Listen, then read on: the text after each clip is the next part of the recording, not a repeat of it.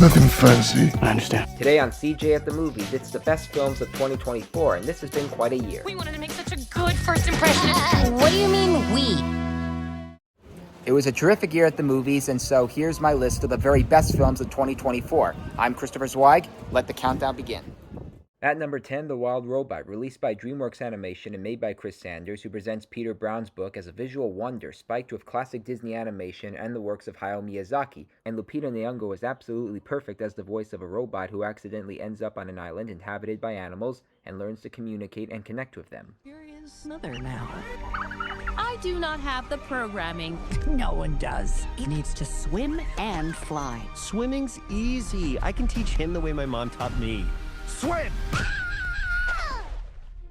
Number 9 on my list, Civil War, Alex Garland's latest movie, which is set in a future when America has lost its way up to the point of a civil war breaking out. But this isn't a mindless action movie. It's a thrilling and thought-provoking picture with characters you want to survive in such a cruel world. Kirsten Dunst is one of the journalists who travels cross-country to interview the president, and danger lurks every step of the way.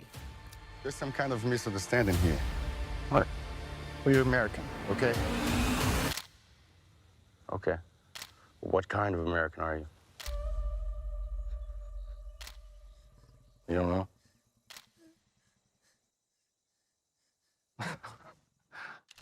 Number 8 is the smart and often entertaining His Three Daughters, written and directed by Azazel Jacobs and starring Carrie Coon, Natasha Lyonne, and Elizabeth Olsen as three sisters with different mothers and the same father who is dying. They come together to tend to him, and their conflicts come crashing down faster than a leaky ceiling. Brace yourselves.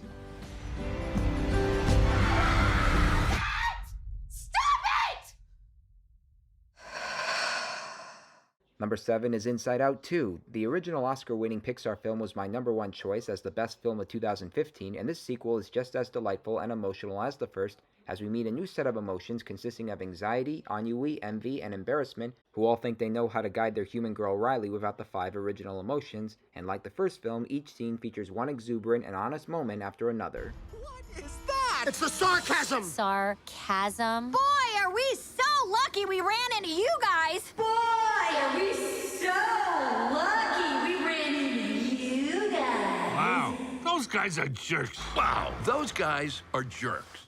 I'm a film critic who loves animation, and so it would be no surprise that Flow would be my number 6 choice on this list and the best animated film of the year. This one has no celebrity voices or any voice actors whatsoever, just a black cat, a yellow lab, a capybara, a lemur, and a white secretary bird who all managed to cooperate during a great flood, and the attention to detail in this film is almost like looking at the most expensive video game design.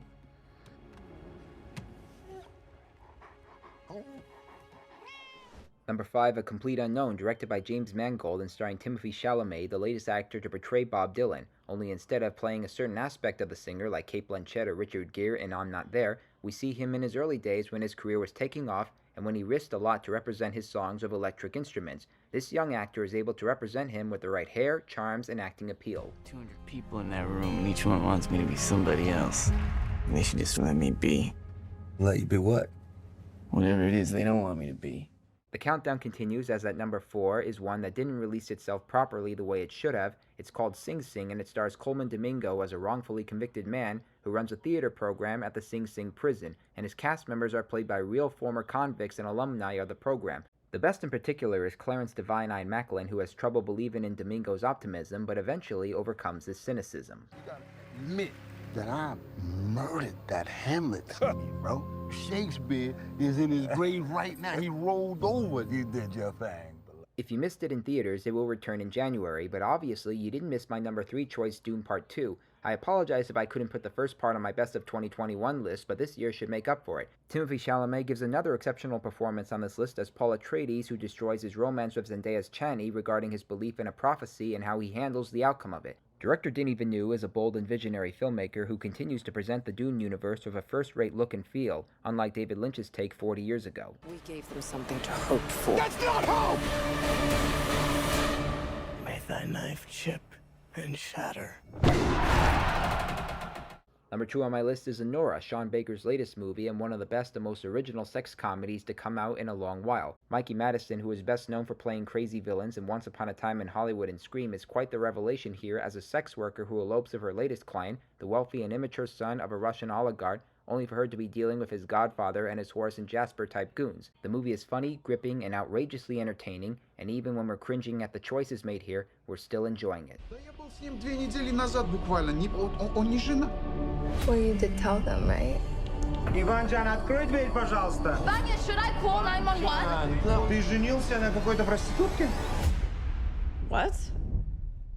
And my number one choice as the best film of the year is called The Brutalist. It's made by Brady Coburn, an actor who has directed 2 lesser-known films, but this one enters him in Coppola territory. It's a long movie, but with an overture, a 15-minute intermission, an epilogue, and a perfect leading character, a Hungarian Jewish architect played authentically and memorably by Adrian Brody, who has a Polish, Jewish, and Hungarian background.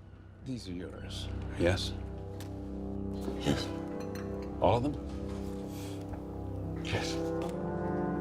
Tell me, why is an accomplished foreign architect shoveling coal here in Philadelphia? I'm afraid it is not so simple. There's a lot to gaze at, a lot to examine, and a lot of time for this architect to adjust to his new American life. It's not always going to be easy, and it's not always going to be happy, but it's going to be uplifting and memorable.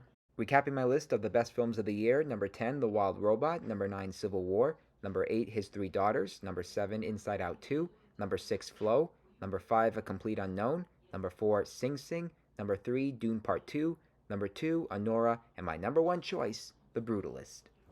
Well, those are the very best films I saw in 2024. I'm Christopher Zweig. Happy holidays, stay safe, and I'll see you at the movies.